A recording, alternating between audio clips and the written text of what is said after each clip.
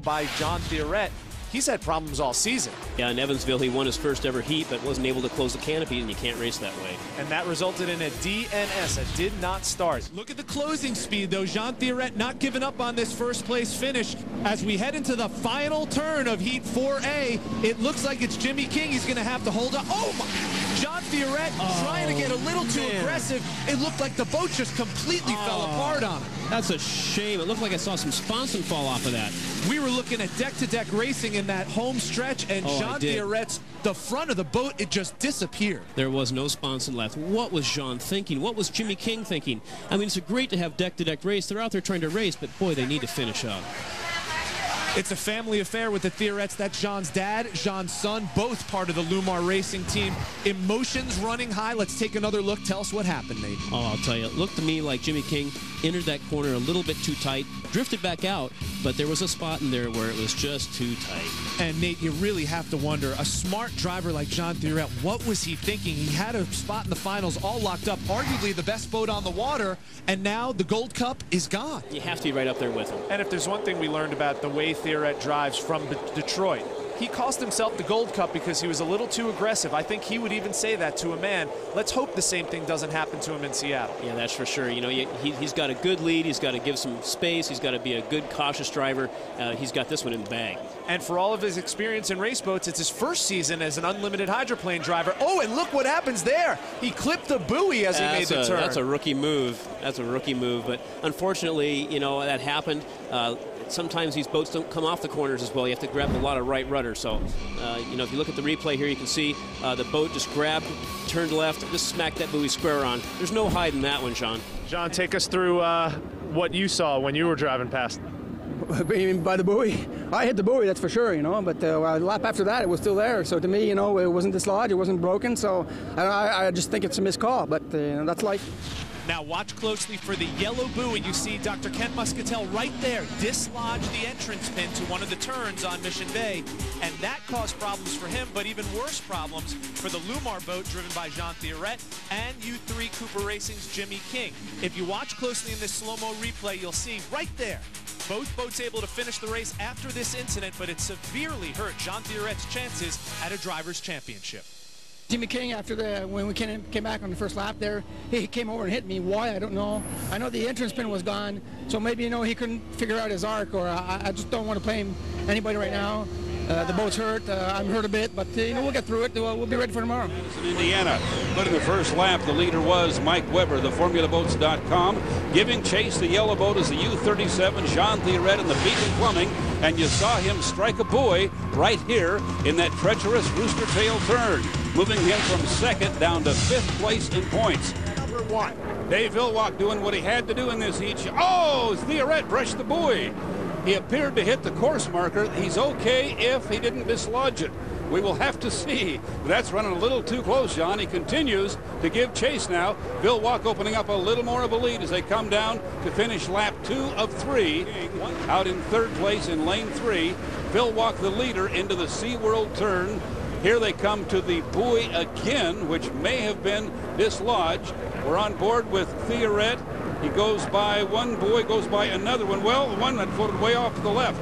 There was definitely a buoy out of line there, and it caused a problem for Theoret. It looked like he might have hit it again. He definitely took on some water. I think he had to take corrective action because the buoy that he was lining up on had been moved. So he created a problem for himself in a couple of ways.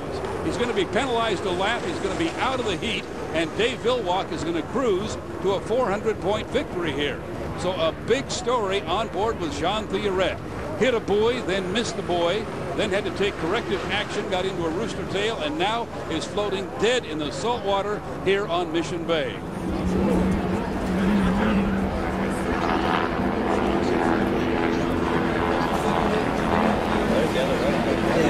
He stalled out.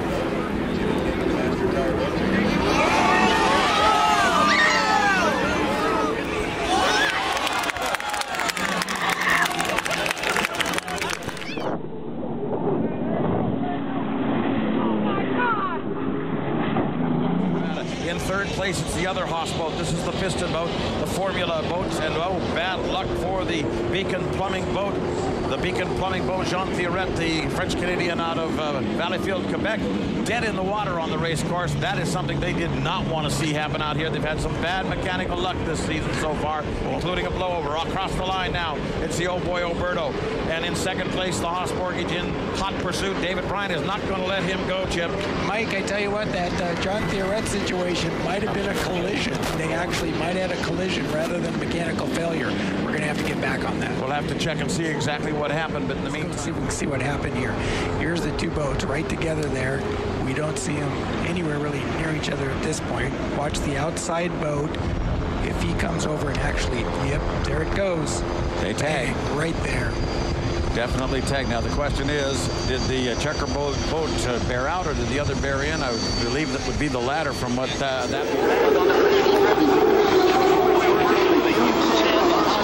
They are deck to deck. David Lingley. Extremely wide at the top of it. Jean Theoret is coming off the plane at the top of it. And watch out for that. Here comes the That duel became about a 5-boat length duel and a lead for Steve David.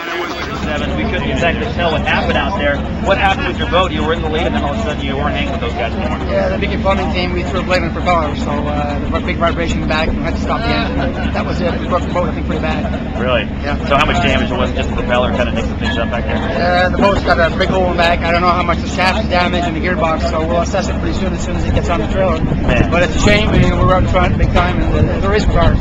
Man, so you're heading towards the checkered flag, and you feel that happen. What do you think when you heard that? Well, it's a great disappointment, you know, but it's also a very satisfying feeling to go out there, you know, and be out in front so much, and to get all these fast competitors and get the inside lane. It was a great satisfaction, and then a great disappointment. But that's the way the Lord wants it, and we have to accept it. I said, yeah, I can do this. Indeed, he can. Here's the checkered flag. Jean Theoret wins the Chevrolet Cup at Seafair for the third time. The French-Canadian in the Beacon Plumbing from Seattle is your winner. Dave Villwock second in the Miss Elam. Oh boy, Oberto, last year's champion, in third place overall. And coming down in fourth place and having a rough ride of it also is Jeff Bernard. Let me also say, Jean Theoret had the race won last week when the propeller let him down by doing the same thing. The guy's a phenomenon. He certainly did. And so apparently there might be a penalty. We don't know exactly what at this point, but we have heard the word penalty batted around, so we're waiting to hear from the officials. Well, Chip, if there is a penalty, it occurred before the start when the boats were going very, very slow.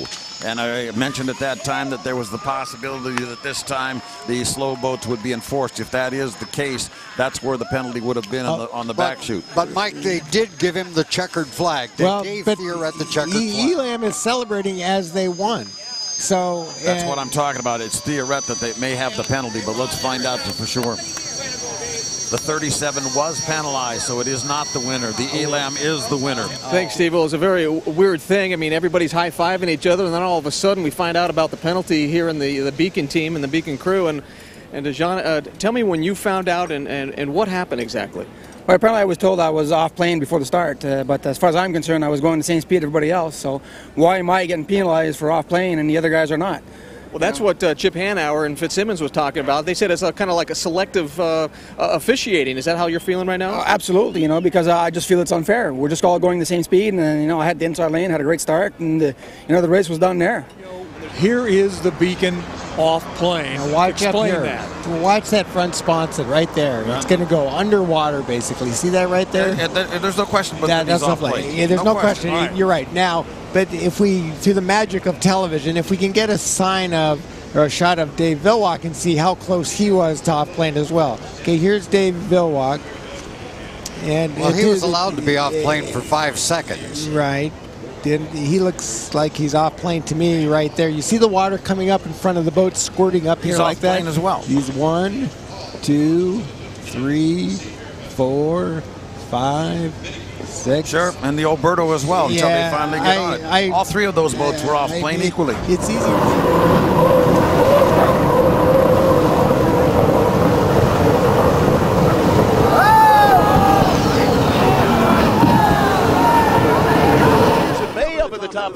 cars hopping out into turn number 3. Here comes Jean Theoret. Ooh, what a turn. He slid out just a little bit at the apex between 3 and 4, gets to the exit pin at number 4. The checkered flag is out, and the 2015 Hapo APBA Gold Cup winner, Jean Theoret, in the 96 Elstrom Elam Plus. We've been told by the officials that there will be a penalty at the beginning of the race for the 96. So hold everything. Hold everything. In the DMZ, that buoy violation that occurred, they reviewed it, and it will stand now. And that's what we saw from the beginning of the race during the milling period. I mentioned it. He went inside the course marker, which is basically the exit pin on the GP and the 1 liter course. And it looked odd at the time, and it turns out that it will be a disqualification. Jean, tell your fans what happened. Well, we were caught for crossing a DMZ zone. In this race course here, there are 5 DMZ zones. The first corner of the Unlimited race course, the first corner of the GP course, the start-finish line, the second corner of the GP course, and the second corner of the Unlimited course. So there's very, very many DMZ zones, and apparently I was caught crossing one.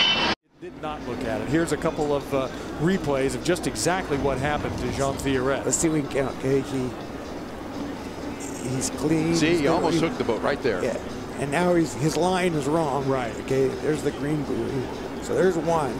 But the rule is, okay, this is a different buoy now. Oh, that one he hit square. And I was just going to say the rule, Mark, as you know, is you can touch the buoy. You can move the buoy, but you can't make it so it's no longer a marker. Well, he destroyed that one. Yeah, okay, well, watch this one coming up. To start the day, or not the way you wanted to start the day, I should say. No, absolutely not. What happened with the buoys? We hit a buoy. You know, Jimmy Chan did a great job, and he had overlap on us, and we hit a bad hole, and then just hit a buoy. So, what can I tell you? Okay. We'll fight later on. And apparently, we were taking a look at the replay right now. Was the water really rough? That's what Jimmy Shane seemed to have to say. That it was really rough. It was really rough. Yeah. Okay. Yeah. Obviously, all these heats are really tight. Yes. This is a short season. Yes. So, what's the plan going forward the rest of the day? Well, you know, like we said, we're having a bad start of the day right now, and we'll see. We're going to regroup and see what we're going to do. Okay. Good luck to you. Okay. Thanks. Thanks a lot, John. We've had this shot, but only recorded. But that's a live shot. They're transmitting that back to our truck. Ooh, he's not leaving those guys much room. No, somebody's going to get some water as they come through the north turn. And he may get a penalty. I was close. Yeah, Jean Theoret. He does not need. See, now he is, well, like I said, he's a wounded animal. He's going to do whatever he's got to do. Cal Phipps had to move to the outside, and he has lost a lot of ground because of it. And Theoret, the end of lap number 1. There's a little damage on the back of that boat there. I think you just turned around and saw that. Oh, I just want to thank Theoret for that one. I've had nothing but issues with this guy on the race course. He has, I can't even say what I want to say. Did he cut you tight in that coming across there? I bet you can go ask Cal Phipps what he thought of that going down the backstretch. Sure, he'll have the same thing to say. I mean, we're going too fast for people to be racing like that, and you know, come on. Okay, I know you couldn't hear it, but we just had Chris talking to J. Michael Kelly on the other dock. He seemed to think you guys got tied up a little bit there. What do you have to say about that? Well, I don't have nothing to say about it. If the officials say it's clean, it's clean. Okay, good luck in the final. Okay, thank you. One of the earlier heats, a very scary moment as a boat gets airborne and actually flips over. The boat was badly damaged, but luckily the driver was uninjured.